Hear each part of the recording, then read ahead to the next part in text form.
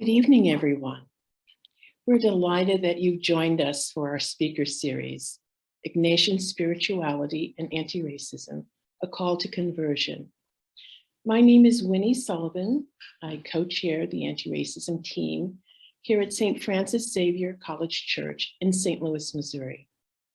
On behalf of our parish, the Central and Southern Province of the Society of Jesus, and the Office of Ignatian Spirituality, all of whom collaborated to offer this program, I welcome you to the final presentation in this series of discussions. We are so excited to explore, along with you, ways in which the practice of Ignatian spirituality calls us to pursue the journey of racial justice and nurtures and guides our efforts. I'm Lisa Burks. With Winnie, I co-chair the anti-racism team at College Church. And we're honored that this speaker series is offered as part of the celebration of the Ignatian year within the Central and Southern Province. 500 years ago, St. Ignatius began his journey of conversion. And so we join with that conversion and begin in prayer this evening, asking God to make us open to the presence of the Holy Spirit, that we may hear how God is calling and working in us. So let us pray. When our eyes do not see the gravity of racial justice, shake us from our slumber and open our eyes, O Lord. When out of fear we are frozen into inaction, give us a spirit of bravery, O Lord. When we try our best but say the wrong things, give us a spirit of humility, O Lord. When the chaos dies down, give us a lasting spirit of solidarity, O Lord. When it becomes easier to point fingers outward, help us to examine our own hearts, O Lord. God of truth, in your wisdom, enlighten us. God of hope, in your kindness, heal us. Creator of all people, in your generosity, guide us. Racism breaks your heart. Break our hearts with what breaks yours, O Lord. Ever-present God, you called us to be in relationship with one another and promised to dwell wherever 2 or 3 are gathered. In our community, we are many different people. We come from many different places, have many different cultures. Open our hearts that we may be bold in finding the riches of inclusion and the treasures of diversity among us. We pray in faith. Amen. Amen. Before introducing our moderator and presenter for this evening, we'd like to offer a brief description of St. Francis Xavier College Church by way of sharing how this speaker series came to be. We are a large urban parish in the heart of the city of St. Louis, located on the campus of St. Louis University. And our history as a parish continuously in the care of the Society of Jesus goes back nearly 200 years. It's a complex history, which includes the enslavement of African Americans, but also many examples of faith and courageous advocacy for justice. The death of Michael Brown in 2014 and the Ferguson uprising rekindled a commitment in our parish to racial equity. Our present efforts at College Church, our anti-racism organizations, our partnerships within the community, and programs such as this are rooted in and build upon all that has gone before us. For more information about College Church, please visit our website, which we will put into the chat. Again, thank you for joining us this evening. And now we're happy to introduce the moderator of the program, Father Hung Pham. Father Pham is a Jesuit priest and currently serves the U.S. Central and Southern Province as the Provincial Assistant for Formation and as Director of the Office of Ignatian Spirituality. Before being missioned to these roles, Father Pham spent 7 years teaching Ignatian spirituality at the Jesuit School of Theology at Santa Clara University in Berkeley, California.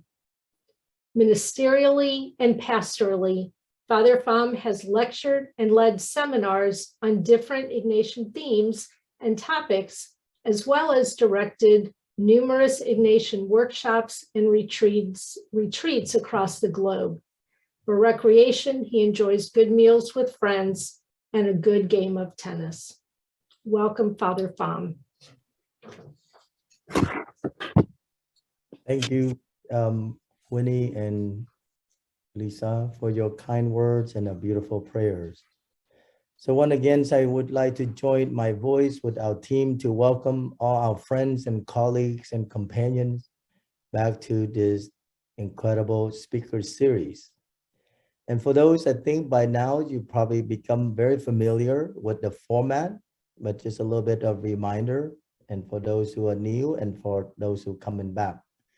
So please stay unmuted for the quality of sound, the voice of the presentation. And we would love to have your questions or clarification or comments on the chat. It has been proven to be a very rich medium for which we can have interaction. And Dr. Wardell-Ghirarduzzi will have a time for answering and engage in discussion, a conversation at the end of her presentation. So please offer your questions or comment to share with colleagues, companions, and friends. So now it's my honor and pleasure to introduce our speaker tonight. Dr. Mary Wardell-Ghirarduzzi is an academic and thought leader on race, leadership, and faith-informed social justice. She is the inaugural Vice President for Diversity, Equity, and Inclusion, and full Professor of Communication at University of Pacific. From 2008 to 2021, she served as Dean of Students and Vice Provost of Diversity and Community Engagement at University of San Francisco, a Jesuit Catholic university. At USF, she led diversity initiatives that resulted in one of the most ethnically diverse student bodies in the nation. Dr. Wardell-Ghirarduzzi is an affiliate faculty member at the Race and Equity Center at University of Southern California and president of the Northern California chapter of the National Association of Diversity Officers in Higher Education.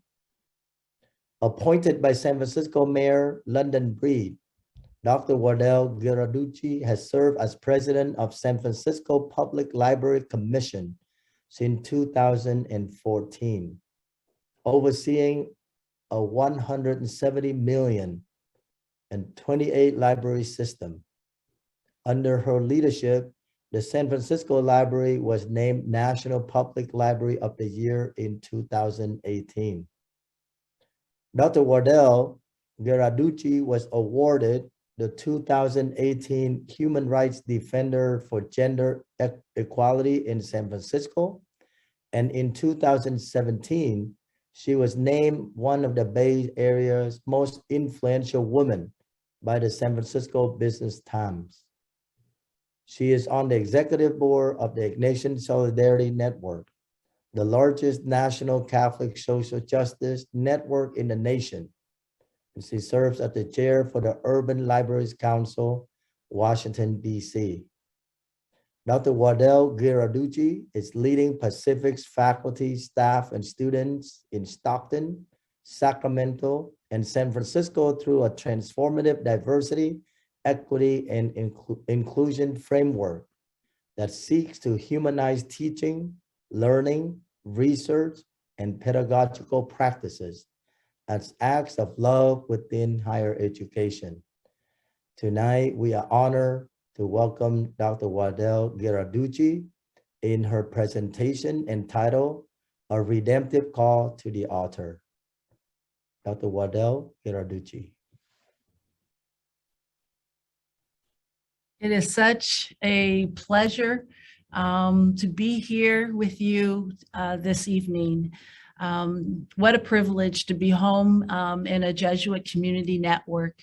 I'm always going to be a member of the community. And when I departed the University of San Francisco this past June of 2021, one of the fathers in the community says, "Mary, we're sending you out on a mission." He said, "This is not goodbye. We know that there's more work that you can do." And so I've been doing just that. Thank you so much, Father Pham, for bringing me into this space, and thank you for the organizers and planners. I see some of my friends, people I know that have put their names in the chat. So it's so good just to be able to see everyone and be here with you. My hope this evening is just to create a space where we can have fellowship as a beloved community, but to call ourselves into this higher consciousness, which we're all being invited, and sometimes invitation is a word that is could be more urgent. And I would say that we're being called for conversion. And so it's an invitation that is, I think, intrusive. And if we're willing to answer the call, as I wrote in my article that I wrote in the Conversations magazine of the Jesuit higher education, that we're called into this redemptive space of understanding what we must do at a time such as this, with rampant racism, with people who are left on the margins, and there isn't a framework in the world that can tell us on how we should be, but we do have one in our traditions, Ignatian Spirituality, as well as our Catholic social and Catholic intellectual traditions. They ground us in ways to think and ways to know. So what I'm going to do now is that I'm going to go ahead and share my screen, and I want to share, and here we go. And I'm just going to go ahead and begin my slideshow here. And this Ignatian spirituality is a call to anti-racism. Father Pham shared a little bit about my background and my work. 13 years in Jesuit higher education, most recently at the University of San Francisco. And this work really about anti-racism is really, as I said before, it's a way to think about justice work in a current context. And what do people that have been called to do good, people who have been called in, people who have responded in their communities, what more must those people do? And so this presentation that I've put together, and I'm speaking to a different type of a group than what I maybe perhaps would speak to generally when I do this kind of diversity, equity, and inclusion work. I'm speaking to a faith-filled and a faithful family. That is my presumption in our evening together. And as such, there's a privilege and there's both a responsibility. I spent years in student life and student development, and we understood this idea of impact and intent. And we also understood that with all great privilege comes responsibility. We would teach that and ingrain that as we work with students in their formation. And so what I am doing today is that in our ongoing formation, this is spiritual work that we must do and to become anti-racist.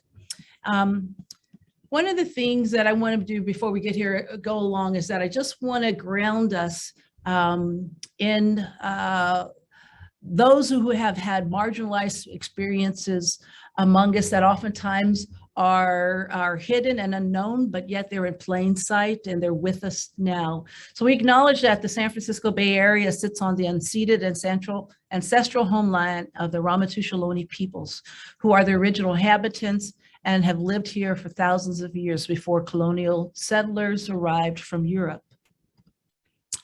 As well, we ground this work in the Black Lives Matter acknowledgement. And this is an excerpt from Dr. King's letter from a Birmingham jail in 1963.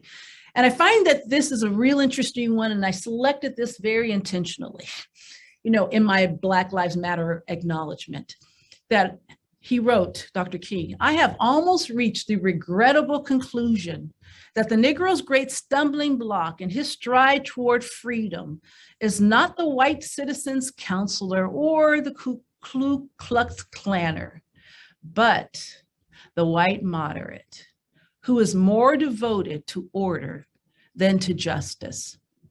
And the reason why I find that interesting is that I think most of the moderates that he was referring to would have been people of faith in 1963, who were living lives of purpose, who were involved in religious congregations, who would have been the pillars of their community. I believe that those were the people that he was referring to when he wrote this from a jail cell in 1963. And so much of this work, we have to kind of ground it to the ways in which we do not respond to the call that we have, even in the religious context that we have. And I'll say that again.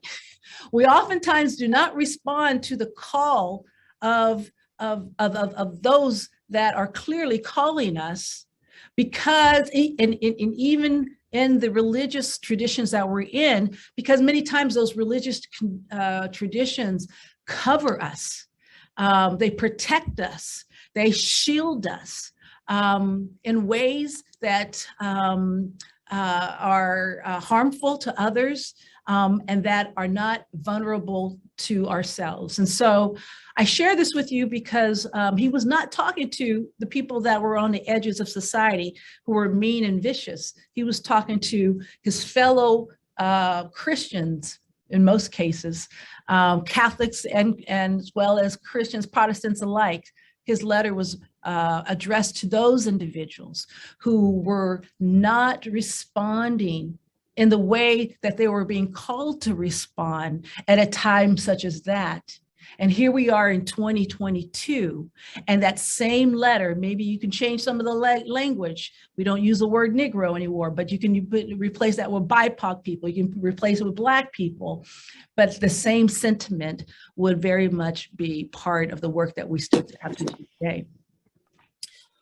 I like to also ground this work in another son of what I call a son of America, that would see things and say things that was not welcomed, and was helping us to see those dark spaces and crevices that were right in front of us, but we refused to deal with it.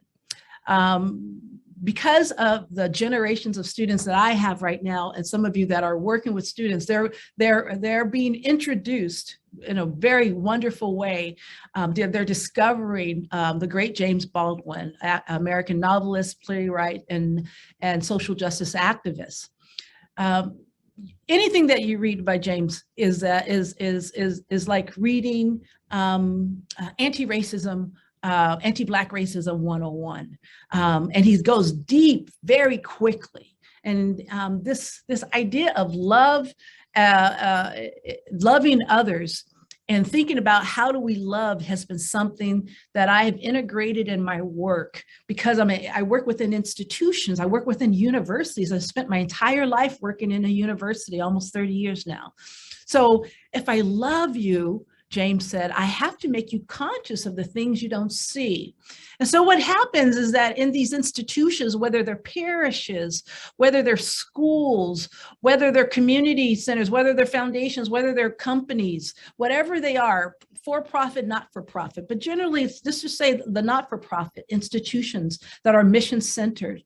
What we often do is that we have people within our communities who are trying to love inside the institution, and they're trying to make us see things, but we can't or we won't be able to see. So this is what anti-racism work is about. It's not new. It has existed for decades, and diversity, equity, inclusion work has existed for decades, and it is just a new reiteration of how we call the work of justice at a time like this. And so this is really about a love work and thinking about this question that I posed to you. How do we institutionalize love?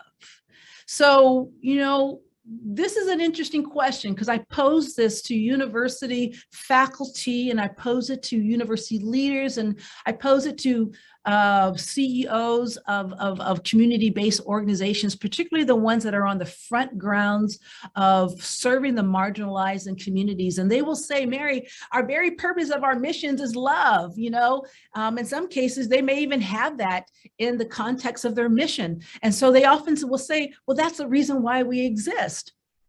And I will then say, of course, because it's through mission aligned and mission centered institutions where we are embodied and we're able to fulfill, the promises of Christ because of the ways in which our institutions go out and serve the communities. And here's the irony in this, though.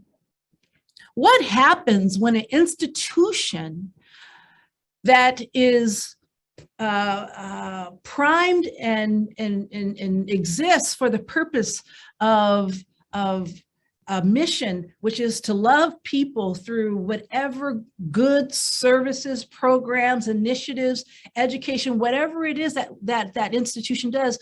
What happens when the institution itself becomes a vessel in which love is not actualized, where love is not fulfilled?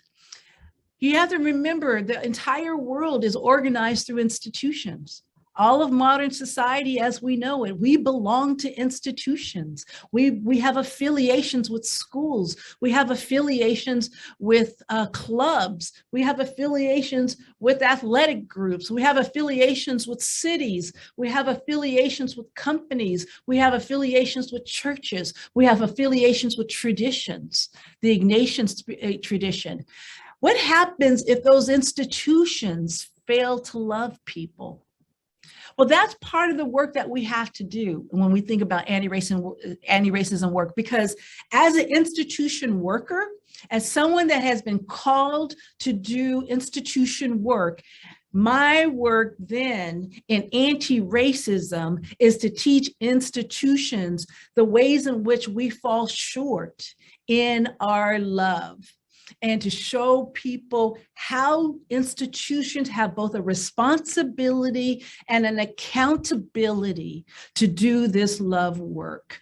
Because if we think it's going to happen only between one person and another person, it's not going to happen out in society. It's going to happen because mission-centered institutions will step up and respond to the ways in which they haven't always loved through the institutions themselves. Now, I want to share a little bit about me, because how I ended up becoming an institution thinker and an institution worker comes very much from that beautiful couple that you see on your screen right now. That's a picture of my parents. My mother, Mary, I'm named after her, as well as my father, James. They have both passed on. They were migrants of the Great Migration. They came to California. They arrived in California in 1954. And those of you that know the Great Migration, you know that over a 60, 70-year period, approximately 6 million African Americans from 1918, 1920 till the historians say about until 1970, they departed the Southern Hemisphere of the United States from places like Georgia, Tennessee, Louisiana, Texas, Arkansas, North Carolina, South Carolina, Florida, Mississippi. I think I said Louisiana. But my father came from the eastern part of Texas. He was born in Tyler, Texas, but he came from a rural community outside of a city called Texarkana. It was called Texarkana, Texas, and there's a Texarkana, Arkansas. And both the cities are right on the state border of where those two states adjourn. And then my mother was also from a rural community, but she was from central rural Arkansas. My father was born in 1918. My mother was born in 1934. They both grew up in their communities as descendants of formerly enslaved people, never leaving the locale of their enslaved descendants. Their great-grandparents would have been, grandparents would have been. And you have to remember, my father being born in 1918, he would be, he was in the Texas area, in the community that he was. His grandfather would have easily been someone that would have experienced the direct remnants of what it was like to have come out of the enslavement period in the 1860s, 1870s. And so he was only 2 generations away from slavery. And my mother grew up on a farm, also in central rural Arkansas, in a location where her descendants who had come through Virginia when they arrived and when they were sold and they landed in central rural Arkansas had stayed on the land.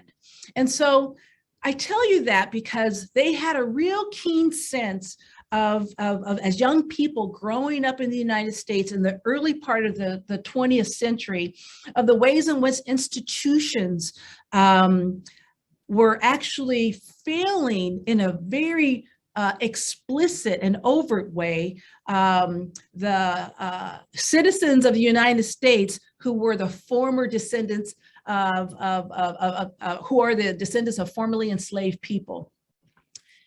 So when they arrived in California in 1954, my father, in all of his adolescency and early young adulthood, would have experienced the worst of the Jim Crow laws. You have to remember, Jim Crow failed after Reconstruction, and it really was in the teens, 1900s, 1910s, 20s, 40s, when the worst of Jim Crow had taken hold in those counties and in those municipalities. And so he came of age right after World War II in an area where there was great white resentment. Reconstruction had failed, and those new descendants that were being born in the communities where their formerly enslaved grandparents or great grandparents had been was both unequal and unfair. Here they are as migrants, as they were refugees in the Great Migration. They come to California. Thousands of people went north, we know, and thousands went to the northeast, but there were also hundreds and thousands that came out west, and my parents were part of that group, and they landed in Northern California. One of the things my mother said, as we were born and raised, they had 5 daughters, so me and my 4 sisters, we all were first-generation Californians, raised by these 2 Southerners that had a very keen sense of how institutions fail people. They understood how municipalities failed people. They understood how the local community leaders failed people. They understood how religious leaders failed people. They understood all these things very clear. So they understood that an institution can say one thing, but yet do something different. So here, these are the folks that raised me. And they raised me in a Black church context. My grandfather, my mother's father, was a Black Baptist minister in that Arkansas community. And his father was a minister. And so I come through a tradition on my mother's side where most of the males and 4 of my mother's brothers also became ministers. So I have 4 uncles, and I'm raised in a Black church context in California. And everyone that is raising me, from my Sunday school teachers, are all migrants. They're all refugees. every single one of them came from these southern states. And so I go to school Monday through Friday in my public school district, and then every Sunday was the 6th day of school. And I would be in church all day long, learning this kind of Black liberation theology about who Jesus was, how Jesus was a defender of the poor.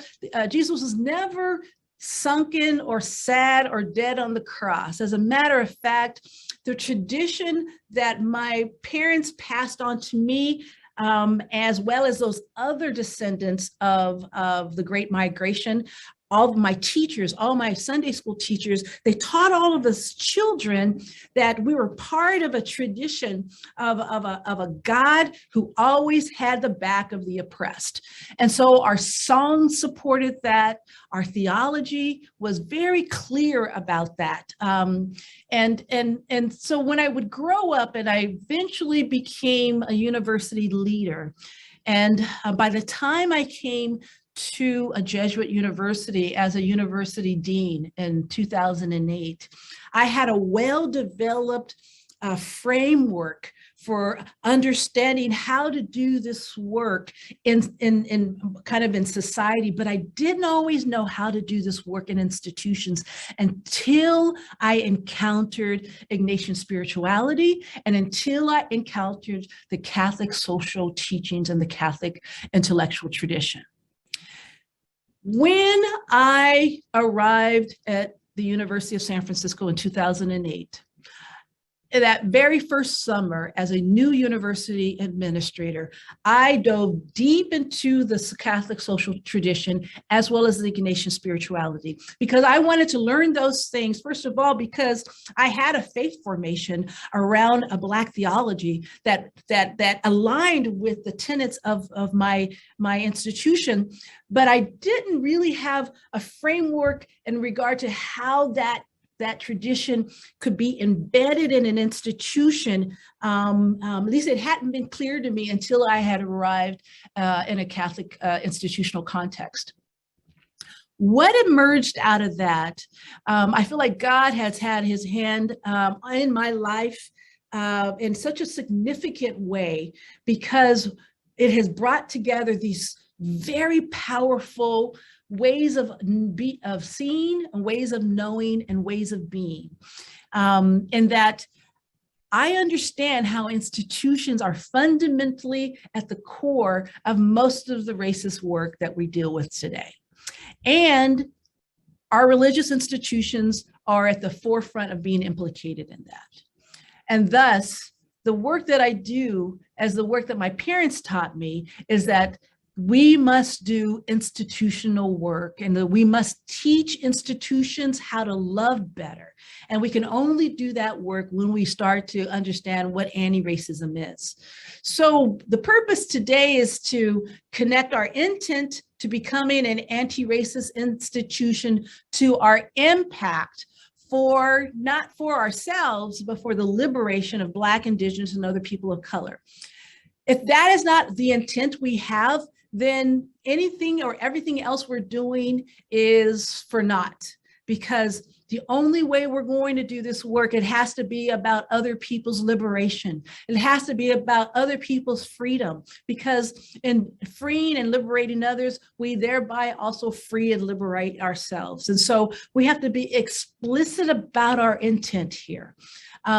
Because we are talking about anti-racism and we are talking about becoming anti-racist, but we have to be very clear in what we're seeking, what's the goal of it. And the goal is the liberation of people who have been systematically implicated as well as excluded through our institutions, not because of acts of their own. As my parents understood this institutional work, it is upon us who are in leadership roles today to understand that this is actually institutional work that we're being called to do. So Pope Francis had to say this about when we think about racism. We cannot tolerate or turn a blind eye to racism and exclusion in any form, and yet claim to defend the sacredness of every human life. You know, and so this understanding that anti-racist work is understanding the core humanity of people, and that you can't separate it. That you can't be, you know, a God-fearing person and engage in this ongoing institutional racism. Those two things do not work. You know, as Sesame Street would say, one thing doesn't fit with the other. You know, so there's something that is off in our institutions when we continue to have institutions that have this deeply embedded unseen and unconscious institutional racism. And so I think that this work is really about the sacredness of every human life. Now, one of the things I mentioned earlier when I, through the Ignatian tradition, I think it was maybe in 2019, I know many of you on here would have been familiar with the universal apostolic preferences. And this was a body of these universal apostolic preferences was something I was deeply engaged in both my diversity and mission work in the institution, and was engaged in it with some national crowds, audiences as well. And one of the things I always loved about this when it was introduced in 2019, and as I understand it, it were to be kind of like these kind of guiding principles to help the Society of Jesus and the subsequent works of the society to help us to think about our how we are going to go about this work over a period of time. I think that was what Father Sosa said was a 10-year period of time. Now, obviously, the first one was show the way to God through the spiritual exercises and discernment. Walk with the poor, the outcasts of the world, those whose dignity has been violated, and a mission of reconciliation and justice. The third one was to accompany youth in a creation of a hope-filled future. And the last was to collaborate with God for the protection and renewal of God's creation. In many ways, that was the environmental justice call that we saw Pope Francis when he wrote the piece and helping us understand what our responsibility is in caring for Mother Earth. But this one that always stuck out with me that's connected to all of them was this idea of walking with the poor, the outcasts of the world. And so my diversity work always emanated with helping people ask the question, well, who's the poor and the outcasts of the world among us on campus? And who are those people in our parishes? And who are those people in the works that we currently are engaged in? And once we identify those people, what is the work that we have to do to reconcile ourselves and as an act of justice? And so this is one of the kind of the core, I think, principles from the tradition that continues to remind us that this work that we're doing is really mission work around reconciliation. It's redemption work. And as I share with my parents understood that America as an institution, that the United States as an institution needed to redeem herself in deep and unknown ways to her, but was known to marginalized people, particularly Black people, particularly Indigenous people, and other marginalized groups. They knew that in a very deep, very visceral way. The calling that we have, those of us that are here today, is going to be to answer this question: who are the poor and who have historically been, or who continues to be the poor and the outcasts among us in our communities, in the institutional context that we work right now, whose dignities have been violated, and we haven't done enough, or we haven't done the work of reconciliation. And we haven't done the redemptive work that creates these relationships of healing and hope, so that we may be able to move forward. And so the Ignatian tradition specifically calls us to look at anti-racism work through the lens of reconciliation and justice. It's not explicit, but it is there implicitly. And I'll say that again, the Ignatian tradition calls us to do anti-racism work through various documents that is aligned. And I can find more pieces of documents that tells you exactly that we should be doing anti-racist work, whether it says explicitly anti-racist work or not. It's implicitly located in the tradition. And so part of our work is to respond to the call of conversion that the tradition is also calling us to do this anti-racism work. Now, Father Sosa in 2019, this is early on in the Universal Apostolic Preferences, had these leadership meeting to talk about what these new preferences meant. And I just want to pay just a little bit piece of how, because I want you to listen for how he talks about this as a work of reconciliation. So I want to make a brief presentation of the Universal Apostolic Preferences and maybe some ideas about your work. Yeah? So how can we help the society to go on with the apostolic preferences? Well, the starting point is the ministry of reconciliation. We try to do that in our life, in our works, in our way of proceeding.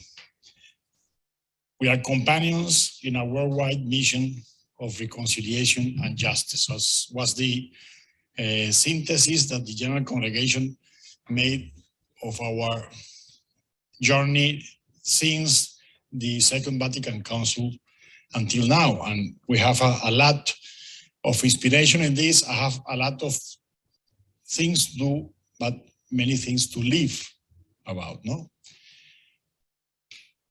We are diverse, 16,000 Jesuits from many different cultures in more diverse part of the world than ever. You know, this is the reality of the society today, but not only Jesuits, no? Hundreds of diverse partners in mission everywhere. No? If we put all, we have never done a census, what do you say that?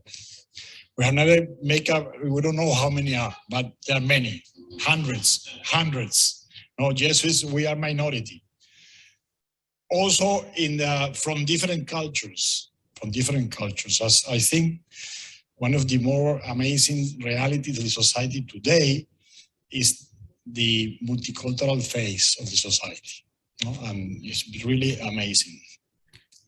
So I'm going to just pause it there and go on to the next slide here, because I think that he made some of the points that I wanted to show in the next one here.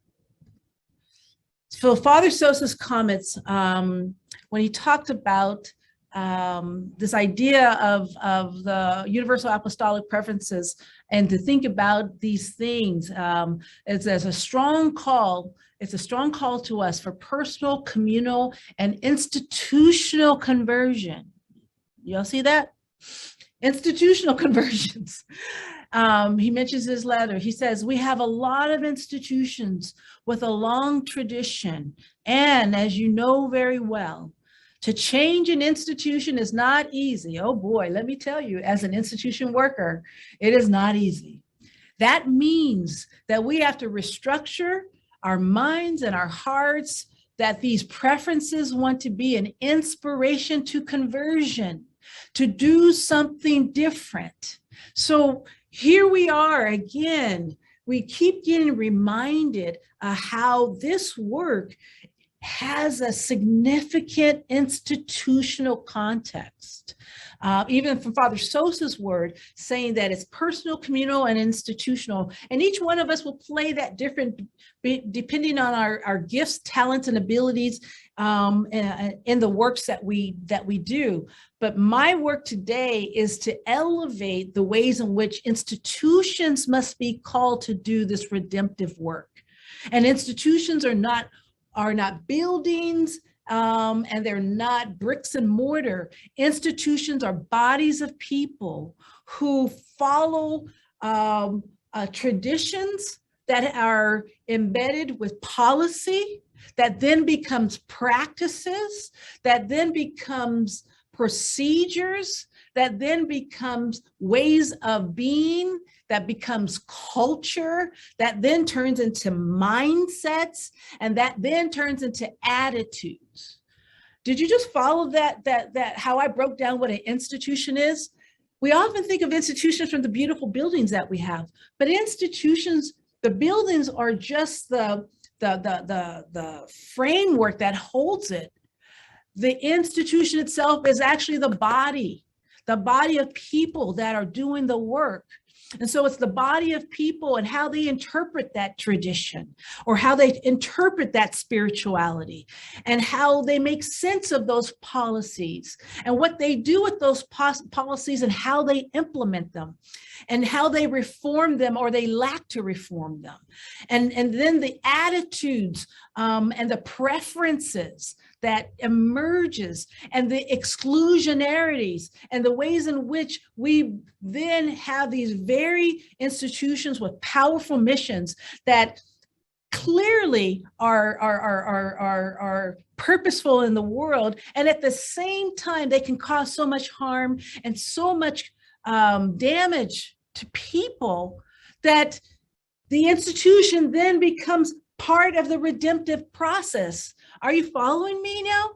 That's the work that my parents passed on to me. And I feel that that is the calling that Jesus has given me, because it's so clear to me that institutions have such a responsibility right now to do this redemptive work around anti-racism, because we cannot expect Congress to do this, even though that is a significant institution. We cannot expect certain public institutions to do it.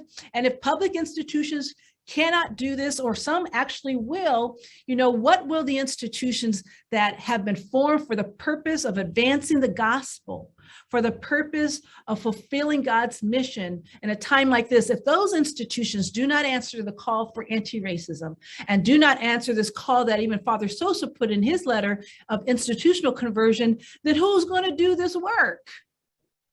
It's left to individuals and groups of individuals to continue to carry the load. And what I'm saying to you is, stop putting this work on the backs of Black people. Stop putting this work on the backs of their Latinx and Indigenous people and Asian American people and BIPOC people in general. And stop putting this on the backs of queer people that are in your congregations and in your communities and in your institutions. And start being about the work, because we have inherited the traditions, and the traditions have given us guideposts if we only have the courage to understand. But as Father Sosa has said, these traditions are hard to change. And so this is really institutional love work. And it's institutional conversion work, but it's not a building that has to convert. We have to convert, those of us that are called to do this work in whatever context we're doing it in. We're the ones that have been called to do this work at a time such as this. So this is our call, that conversion, I put that there, that call to conversion. This came out in 2019. That got my attention. That really put me on the path of thinking about this work in a deep and a significant way. So to love then is to become anti-racist. This is a definition of anti-racism from the Center for the Study of Social Policy. It says that anti-racism is the active process of identifying and challenging racism by changing systems, organizational structures, policies, and practices, as well as attitudes. And I'd like to throw in their mindsets, because mindsets are highly problematic, to redistribute power in an equitable manner. Now, you notice in the definition that I highlighted or underlined and bolded one word: active. The most important thing that you need to know about anti-racist work is that you have to be engaged in this work all the time. And it doesn't mean that, all the time means that it's like this, you're a warrior or a social justice warrior. No, I'm just talking about how one shows up every single day. How one shows up in their life every single day will determine, they make a daily decision whether or not they're going to do anti-racist work. It's that simple. Because for others that are impacted by it, they don't have a choice. because they have to do this work anyways. It implicates them, it hurts their families, it hurts their lives. So this work is really oftentimes is calling, I don't always necessarily, but, because I think if you're going to do anti-racist work, you have to have an element of the work that has to do with what I call white accountability work. There's got to be a group of people in institutions and organizations who are committed to what I call anti-racist as white leaders, white influencers, and that they are doing this work because they have a very specific role. God gives us different roles in this life. And for our white identified individuals who are colleagues and trusted allies, their work for anti-racism is different than my work for anti-racism. We're all actively seeking ways to interrupt it through our systems, our structures, our policies and practices, but they have a different responsibility on how they show up each day because the work that we're working against is the traditions itself. The traditions itself becomes a form of institutionalized racism. I know it may not sound nice, but it's true that the tradition itself, the tradition that I love, the tradition that we care for, the tradition that we work for, the tradition that inspires us, the tradition that gives our lives hope and meaning and helps transform lives can also, because of the church is made up by humans, institutions are humans, the institutions, because of our human frailties, we then embody these institutionalized forms of racism and how we carry out the tradition. So the tradition itself isn't problematic. Oftentimes it's how we interpret it and how we choose to continue the tradition in a time like this that becomes problematic. And so the anti-racism itself is embedded in the institutions because of the leaders and the other people and how they are engaged in this work. I'm not going to show this video. This is when I was working closely with my colleagues in the AJCU, that's Association for Jesuit Colleges and Universities. One of the last piece of works that I worked on as a leader in the network was helping to produce this particular video. It is about anti-racism, and it centers the voices of those that are impacted by this work in Jesuit institutions. And one of the things I would use this work in my my anti-racism capacity building work because it helped people understand and it framed anti-racism in the ways that Father Brian Massengale from Fordham would use the term. He called racism itself was an institutional soul sickness. He had said racism in our institutions was a form of institutional soul sickness, and when he said that, he hit the nail on the head, because how can institutions with such strong missions have institutional soul sickness as well? Well, it takes the descendants of enslaved people who bring in these other, for me, I can only speak for myself, this kind of Black liberation theology gave me another construct and another framework. And then my own Black young child and my formation experience in that Black theological context, then when it was married with the Ignatian spirituality, as well as the Catholic social teaching, as well as the Catholic intellectual tradition, I was able to see clearly how racism can become an institutional soul sickness. I think I had a critical cultural competence or critical cultural humility that came through my parents, who were the descendants of formerly enslaved people who grew up in a society where these institutions were failing and had failed for centuries. A whole group of people were Black folks. They understood that very deeply with no education beyond high school education. So they had this very nuanced and complex understanding that institutions were at the center of fulfilling the racism that they were experiencing in society. The only way that this racism can persist is that it had to come through racist covenants of municipalities and counties. It had to exist through racist policies through financial institutions and lack of not extending mortgages to Black homeowners, or they, wouldn't allow them to become homeowners through traditional routes.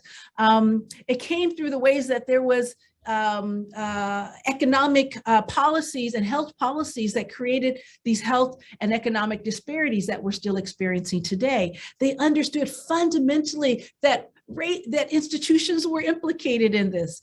And so as I'm going through my church, my young faith formation, and I'm being taught by a whole generation of people who were refugees of the Great Migration, who had this keen sense. So we're learning about the Gospels, we're learning about Christ. And at the same time, they had that same sentiment of MLK saying, well, it's the moderate church folks and Catholic as well as some Protestant institutions that are running these institutions in society that perpetuate this through institutions. That is the inheritance that we have. And so that's the work that we have to do. This is institutional work, that our institutions are a manifestation of the very racism that our missions and our programs and our initiatives and all the statements that we make is saying that we're against. And that is the work that we must continue to do work against. So I'm looking at my time, and I want to spend a little time on anti-racism, and then I want to get to our talk and with Father Pham. Anti-Blackness is at the core of all of this anti-racism work. Anti-Blackness is simply, in a Webster's dictionary, is this very simple definition. And it's just the opposition to, hostility toward Black people. At the core of all this anti-racist work that we're doing, we have to deal with our legacies of anti-Blackness. That doesn't mean that we're not dealing with issues that impact other marginalized communities, other issues such as disability justice, and other issues that are before us. But anti-Blackness is the root. It is at the very core. My parents knew that. The people that raised me knew that. They knew that at the very core of all the public policy, of all the things that we were experiencing in society that we now even trying to ameliorate today, we're still working against the effects of anti-Blackness in our institutions. And simply put, anti-Blackness devalues Black people while systematically marginalizing them. And how is it done? Here it is again. It happens through institutions. The very institutions that are supposed to support and protect them, are they also the ones that are implicated in our education, housing, transportation, workforce, healthcare, every area that you can think of that's a quality of life indicator. So we have to remember that anti-racism is a radical choice, though. It sounds good when you're part of a book club and you can kind of put in a little, social media text or tell your friends that I'm reading the 1619 Project or I'm reading whatever. That's really good and it makes you feel good, and we should feel good. But Ibram Kendi says that anti-racism is actually radical, because when you seek to do anti-racist work, and if you're going to do institutional anti-racism work, which is what I've chosen to do, which is clearly a radical choice for a higher education leader to do, is that you're making conscious and consistent decisions every day that this idea of equity-mindedness is going to be at the forefront of the work you do. And you know that the past is never in the past. you know fundamentally that whatever situation I'm going to go deal with tomorrow, I'm most likely am going to find a historical context that is at the core of the issue that is before me. So to be anti-racist, and this is what Professor Kendi said, he says it's a radical choice in the face of our history because it requires a radical reorientation of our consciousness. And so this is kind of a forewarning for those that are doing this anti-racist work, that we are doing the radical work of our time, because we're working against a very system that was set up through the institutions themselves to maintain the order that was set in place. And so the opening quote that I had from Dr. King, when he talked about the people, he was also talking about the institutions, that those moderate whites he talked about. We're not able to move this work forward, not because of some radical racists. He said it wasn't the Ku Klux Klan folks. He says, we can't move this work forward because of the moderate church folks who are wedded to their gradualist ideology. Too much too soon. Don't move too fast. Well, we'll get there, but we gotta bring everybody. Well, let's get consensus. And you say that to people that have been on the margins, that are being impacted and continue to be impacted, and you tell them to wait a day longer. And we have the audacity to continue to do that through our institutional structures and our institutional policies all the time. That was what Dr. King, that was Martin was warning us about in his letter in the Birmingham jail. He wrote about it. He wrote about it again, that this moderate ideology, that is actually the sin of institutionalized church folk. The good folk who are doing good work through institutions that maintain this moderate way, doing Jesus's work on our timeline, in our way, in our tradition. And we resist the radical calling to convert ourselves, to do this work in an equity-focused way that is always focused on the needs of those that are marginalized in society. So to understand how to do this work, I did this framework with one of my colleagues who's now working in a Catholic institution on the East Coast, that we always have to understand this work in a historical context of inequity. That we asked ourselves, how do we get here? We must analyze our own institutional racism. So we got to pull out and do an equity audit. Everybody on my campus is doing equity audits. We have a conservatory of music. My conservatory of music has done one of the most amazing equity audits I've ever seen, and evaluating how institutional racism is embedded at the very core of having one of the oldest music schools, conservatories on the West, and committing themselves to these things of becoming an anti-racist conservatory. I'm so proud of them.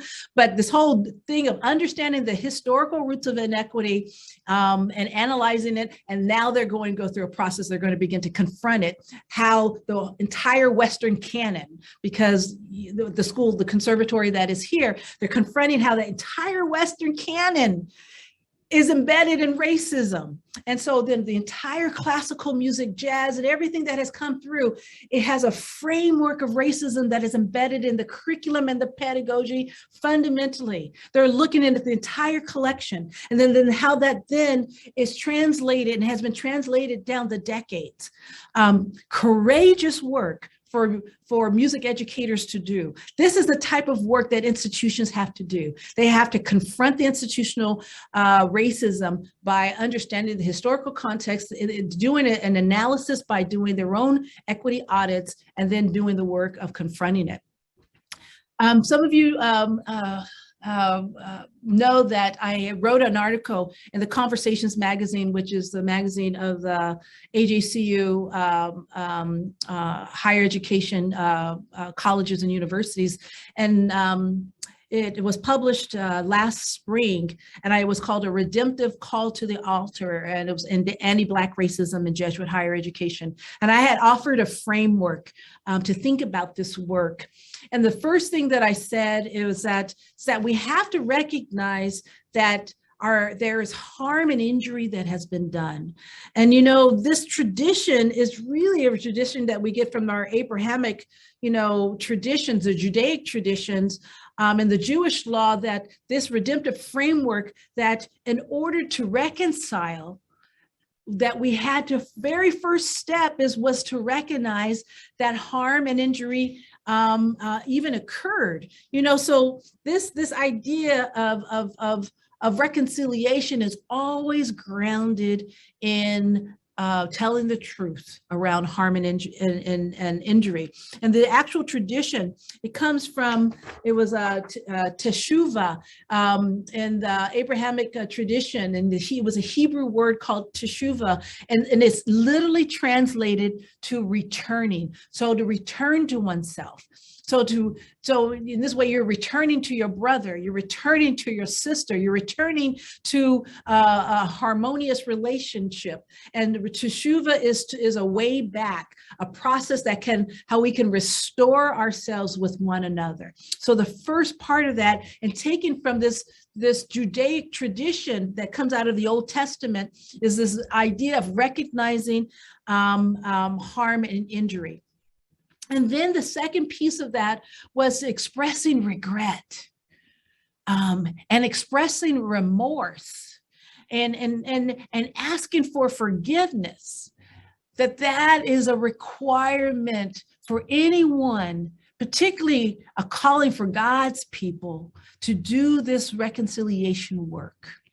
Then the third part of the framework, a redemptive framework, was to desist from doing the sin. You know, it's like, you know, when Jesus was calling out the individuals that were throwing the stones, and he says, thou without sin, you know, cast the first stone, and they couldn't, because none of them could find themselves being blameless and sinless.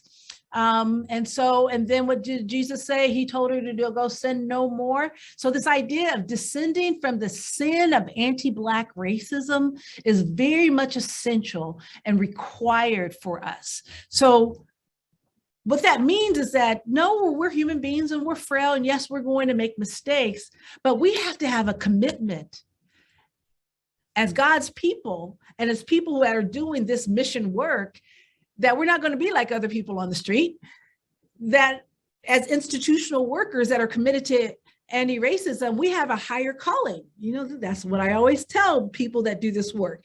I was like, we have a higher calling, and our higher calling is that once we know better, we do better. So we have to desist. We have to be committed to desisting from continuing that sin. Then we must make restitution. We have to go back to the individuals in the community who have been harmed and make restitution of the damages to the injured in the forms of whatever recompense and restitution is needed and appropriate in that situation. It could be financial, it could be relational, it could be both, but it may be just the redistribution of privileges in a more equitable way. That's a restitution. Equity work is restitution work, because equity work at the end of the day, or anti-racist work, is to seek about redistributing power and privilege and opportunity in a more equitable manner. And then the last one is vow not to repeat the sin of anti-racism. And so this redemptive framework is just a way, you know, this is not something that I've created. You know, this is going back to the Abrahamic law, and it comes back from ways in which the Jewish tradition has understood that you cannot do reconciliation with one another if we do not take these steps. And part of my work, I just feel that my work is just to bring together the various traditions, the various influences, in the unique way that God has allowed me to be educated and to raise up as a university leader now, and to bring those elements together to help people understand how to do this in a modern institutional context. And so I just want to just kind of transition us now, just saying very quickly that enacting racial equity is about putting the needs of BIPOC community first, and that they have to be central and centered in the input of this process. So there's learning and evaluation that's happening. So there's a lot of learning and evaluation that I have going on my campus community in the forms of workshops and trainings and systemic analysis. I just gave you an example of what's going on in the school, this conservatory, the music school. And then there's strategy. I'm doing strategy with my board of trustees because they're the financial stewards. They've committed to the mission. And so they're learning what racial equity work means in investment policy and auditing, and what it means in finance, and what it means in facilities, what it means in student life and academic affairs. They're learning it because they have a responsibility. Those that are the stewards, leaders, have a particular responsibility because of their mission and budget priorities to do this work. So I always hold them in a special bucket. Then there's the action of everybody. That's the reconciliation and justice work that we're doing. So this is a model that I also created to help people understand of how to enact racial equity work. If you do use any of this work, I ask that you reference me personally in this work, as this is work that God has given me just insight to cull together to help institutions do this kind of institutional equity advancing work. So how do we convert to eliminate anti-Blackness? Reconciliation is a process. An institutional conversion for racial justice has to take place. Knowing that because I work in an institution, a university, so it still has a university, but you can apply this to a parish, you can apply this to any organization. Knowing that being an anti-racist institution is a radical choice, considering our histories. We have Ignatian spiritual tools. And we have racial equity tools that have come from academia, that has come from scholars of color, that has come from practitioners of color, that understand this in unique ways, so we can enter and engage with the Ignatian tradition and spirituality and bring new insights that have come through our own formation processes, that have come from our families, that doesn't rival and it doesn't displace, but all it does is that it gives, I think God just creates these levels of revelation to us through other people. And so we can take these racial equity tools that comes from communities that have been most harmed with the Ignatian tradition, with Ignatian spirituality, and that can be our way forward, our way of proceeding to become more racially just, as Father Sosa had said in his early descriptions in 2019 when he introduced the universal apostolic preferences. So I feel like I've taken up a lot of time. So this is really, I believe, my last one. Our next steps to becoming anti-racist is to reconcile. Just to, I'm an educator, so educator reinforces. I build upon my lesson plan and you always reinforce it. You reconcile your relationship with the Black community specifically. I called out the Black community specifically, and with the BIPOC community, Black, Indigenous, and other peoples of color. You deepen institutional analysis and reflection to the root causes of disparities and disproportionalities, and you do that by race. The example I gave you before, in just one of the schools in the university, the conservatory had to look at what the Western canon has left out exclusionary by race first. And then it went and looked at gender in other areas. So then it helped them, inform them as they were preparing their anti-racist strategy as an anti-racist conservatory. They had to look and do the analysis and reflection of the root causes of it. Then you got to go and adopt race-conscious policies and decision makers. That's the leaders part. And so all of those of you that have any type of title, I'm talking to you. Anybody that sits on a board, this is you. People like me come in. I'm helping my one of my best friends, Julia Dowd, who worked together at University of San Francisco, but now she's working with Sisters of Notre Dame and doing some board work with those institutions about how to think about adopting race-conscious policies and decision-making across all their institutions nationally. So it has to happen at that board level.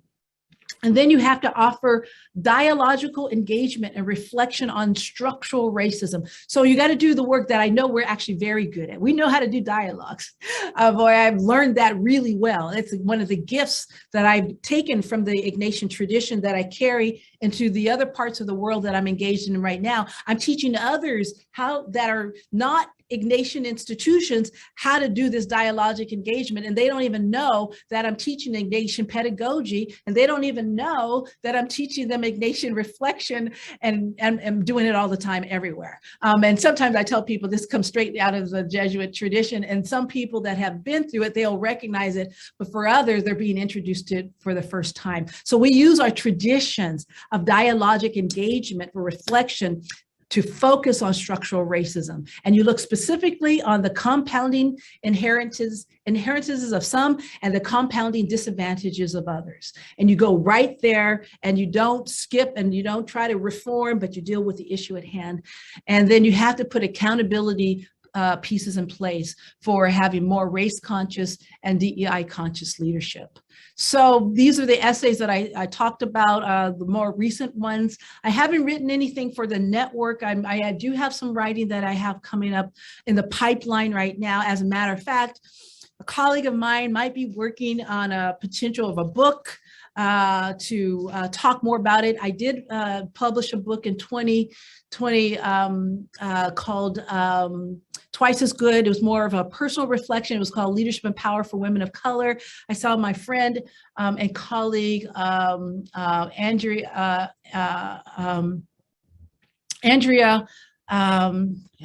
last name is escaping me right now, but my colleague from Georgetown University, Whistler, and Andrea and I spent time together. I spent time at Georgetown campus. I spent time at some of the other campuses talking about that book. But I'm working on a new body of work that looks at how this equity work is about humanizing and creating a humanizing framework in a higher education context. And I'm writing it in a context that is informed by the Ignatian principles and is informed by Black theological traditions and formations, but is being written for a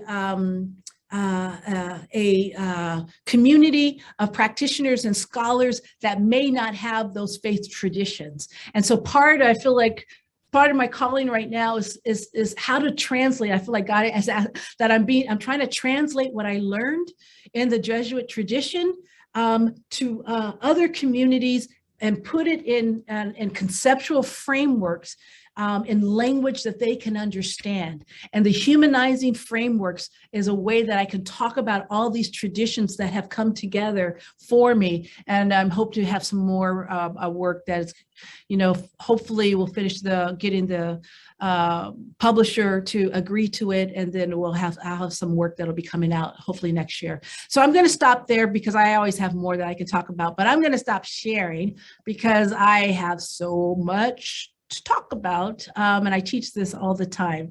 I'm going to stop presenting, and I am, how do I stop sharing? And I'm going to go to Father. There we go. Thank you so much for stop sharing. Thank you very much, Dr. Mary Wardell-Ghirarduzzi. You can see in the chat, I think it's just firework is happening right there. So I haven't read anything. I've been too busy. A lot of energies, and then you stir up a lot of incredible thoughts, and just inspiring. So thank you very much. So this moment, I think let's just take a moment. We have been listening to just a lot, so much rich, information. So let's just pause a moment. Perhaps we can close our eyes and just take in, and really, pay attention for a moment. That something or some image or movement stir up in our hearts.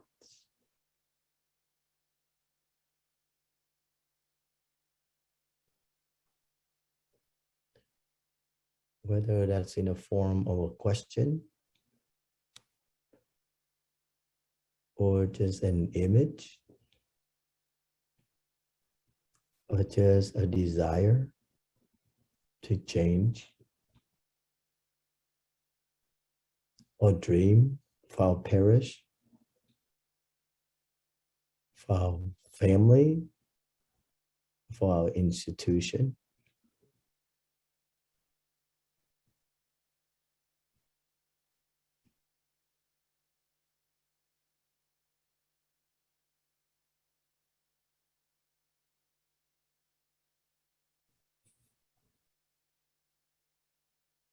And leading us in this reflection tonight, we have Christine, who is generous and able to share some of her reflection with us through listening to the presentation tonight. Christine? Thank you, Hung. And thank you so much, Dr. Wardell-Ghirarduzzi, for joining us tonight. And there's a lot to digest and reflect on. So I'll just share a few brief thoughts as we close out. I'm Christine. I'm the Director of Social Ministry at St. Francis Xavier College Church. If you've been with us throughout the series, you'll know that this is something we've done each session, just offered a little bit of space for reflection and some food for thought as we go our separate ways and continue to reflect on what we heard tonight. Something that struck me in particular was Dr. Wardell-Ghirarduzzi's framing towards the very beginning of anti-racism around the true definition of love. Not the easy kind of love, but the kind of love that challenges us to be better. And that's something that stuck with me throughout the presentation. In particular, her question to us tonight, how do we institutionalize love? And just for us at College Church, as we shared, we're on a journey of anti-racism. We're currently preparing for a parish equity review for the very purpose of doing what James Baldwin calls us to do, loving one another by making ourselves conscious of the things that we don't see. And I think that institutionalizing love for us at College Church will look like being honest with ourselves about our history, good and bad, how it brings us to where we are.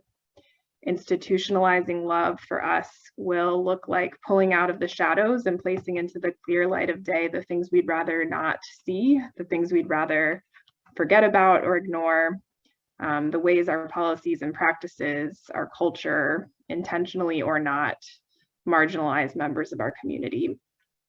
And someone brought up the grace of spiritual freedom in the chat. I think institutionalizing love at College Church for me personally will look a lot like having the spiritual freedom to let go of a lot of things I like to think sometimes I've already left behind, but I'm still holding on to. Letting go of the attachment I sometimes still feel to a church that centers order over justice. Letting go of this is the way we've always done it. Letting go of the nostalgia even that I feel as a white person for a quote unquote simpler time when the church was just a place of comfort and not a place of challenge. So as I reflect personally, I just offer this question to all of us as we wrap up our time this evening. Grounded in the personal, the communal, and the institutional, as Dr. Wardell-Ghirarduzzi discussed tonight, I ask all of us, what does institutionalizing love look like to me personally? What does it look like for the relationships that I hold? And what does it look like for the institutions I belong to? And I'll pass it back to Father Hung. Thank you very much, Christine. Since it's the last night of the last series of the speaker, if it's all possible, I would like to beg you for 10 more minutes for us to wrap things up in a little bit so we can be together and say a proper goodbye. So this moment, I think follow what Christine just so lovingly and generously shared with us. So continue to maintain this sacred silence. So if you would just in the 2-3 minutes to share what's some of the movement that stir up in you.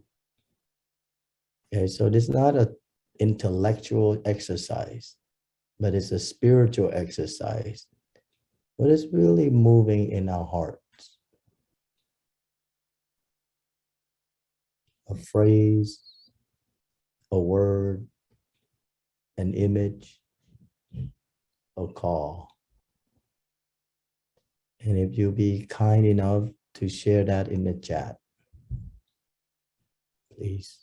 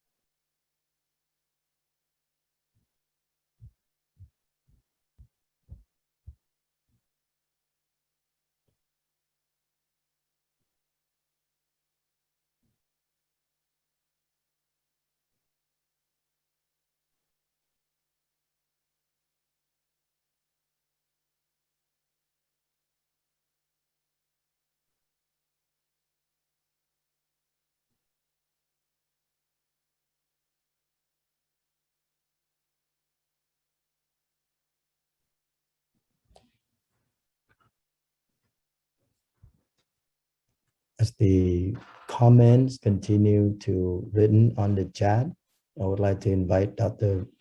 Mary Wardell-Ghirarduzzi to see all the spirit you have to stir up in us tonight. This is awesome to see. And we just offer you 1 to 2 minutes if you have any parting word, and then talk to this family of faith, as you call it, and then so beautifully. Dr. Mary Wardell-Ghirarduzzi. Yes. Thank you so much. I just want to say thank you so much for spending this evening with me. I know it's late where many of you are at, and I never take these times for granted. My hope is that you don't feel overwhelmed. If I get excited. I just basically I might as well be in a pulpit. I'm excited about this work because I'm excited because of you. I'm excited that you care about this. I'm excited that you understand because you have a program that's called Call to Conversion. I usually do those type of presentations for other people. They don't usually have that and ask me to do it for them. So I'm very excited about who you are and what you're doing. And that's half of it right there. So don't be overwhelmed. Don't be dismayed. We have